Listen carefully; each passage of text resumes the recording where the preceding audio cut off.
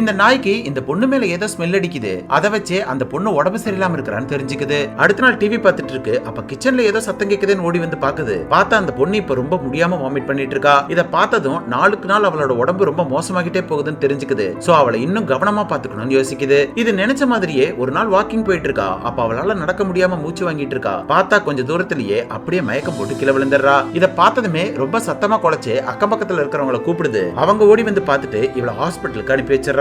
ஹாஸ்பிட்டலுக்கு போனவ கொஞ்ச நாள் கழிச்சு தான் திரும்பி வரா. பார்த்தா இப்ப ஆளே வேற மாதிரி இருக்கா. ஆனா அவ மேல அடிக்கிற ஸ்மெல் இன்னும் மோசமாகிட்டே போகுது. சோ அவளோட கடைசி காலத்தை அவ நெருங்கிட்டு இருக்கான்னு இது கண்டுபிடிச்சிருது. அதனால நைட்டு ஃபுல்லாவே அவ பக்கத்திலே படுத்து அவளை பாத்துக்குது. காலையில வீட்டுல இருக்கிறவங்க எழுந்திருச்சு வந்ததுக்கு அப்புறம் தான் இது தூங்கவே போகுது. ஆனா இந்த வீட்டு தாத்தா இது நைட்டு ஃபுல்லா முழிச்சது தெரியாம தூங்குறத பார்த்ததும் சோம்பேறி நாயின்னு திட்டிட்டு போறாரு. ஒரு நாள் இவ அந்த நாய்கிட்ட என்னைய பத்திரமா பாத்துக்கிட்ட மாதிரியே என் பொண்ணையும் பத்திரமா பாத்துக்கன்னு சொல்லிட்டு இறந்து போயிடுறா.